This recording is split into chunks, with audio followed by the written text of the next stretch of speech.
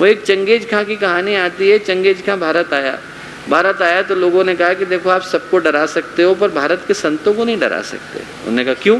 डरा के दिखाता हूँ। उसने बेगुनाह लोगों को बुलाया, निरपराध लोगों को बुलाया और संतों को बुलाया। संतों की लाइन लगा दी और जो बेगुनाह लोग थे उनके गले के ऊपर तलवार रख दी। बोले मैं इनको मारूंगा। संत बोले क्यों मारेगा भाई? बोले मैं तुमको डराना चाहता हूँ। संत बोले हम लोग डरते नहीं हैं और डराने के लिए किसी निरपराध को मारने का क्या मतलब है? बोले तुम लोग जानते नहीं मैं कौन हूँ? बोले हाँ जानते हैं, चंगेज खां। बोले तुम्हें पता है मेरी कीमत क्या है? बोले हाँ पता है। क्या है उसने पूछा? बोले 50 रुपये। संत बोले 50 रुपये।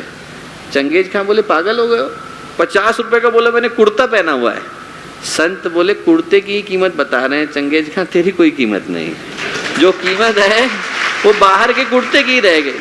और आज की स्थिति में यही हो गया है दोस्तों। आज की स्थिति में आदमी बाहर की कीमत को लेकर के घूम रहा है पर भीतर व्यक्तित्व की दृष्टि से शून्य हो गया है।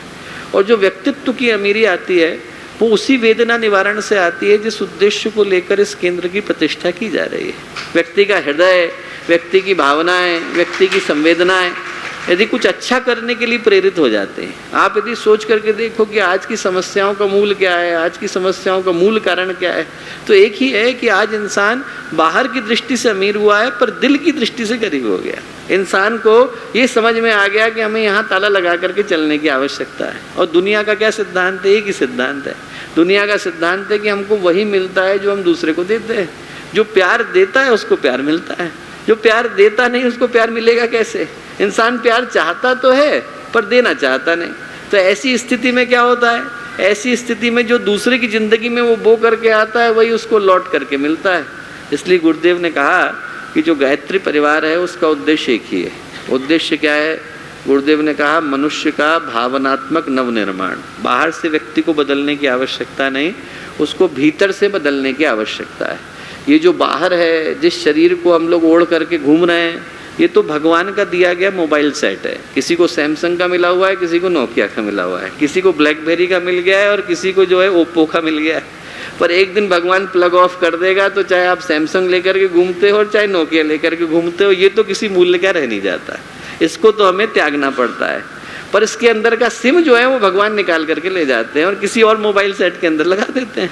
फिर उस व्यक्ति के अंदर वहीं पर वही नेटवर्क आने लग जाता है। और यदि आपने मोबाइल सेट जो अंदर का है, अंदर का जो सिम है, उसके अंदर संवेदना भर दी, यदि आदमी की भावनाओं के अंदर हमने करुणा भर दी, उसके अंदर इंसानियत भर दी, उसके अंदर मानवता भर दी, तो इंसान जहाँ पर है और जिस भी नेटवर्क को प्राप्त करता है वो जहाँ पर भी जाता है वहाँ पर वो भगवान का प्रतिनिधि बन जाता है। आज की तारीख में गुरुदेव ने कहा एक ही चीज़ की आवश्यकता है, ज़्यादा की आवश्यकता नहीं। हमें व्यक्ति के हृदय में संवेदना को जगाने की आवश्यकता है और वो जो उद्देश्य है वो इस गायत्री परिवार के केंद्र का है। अब आप शांति कुंज वीडियो यूट्यूब चैनल देखें कभी भी कहीं भी। हमारे YouTube चैनल शांति कुंज वीडियो गायत्री परिवार को सब्सक्राइब करें एवं बेल आइकन जरूर दबाएं ताकि गायत्री परिवार की विभिन्न गतिविधियों की जानकारी आपको मिलती रहे।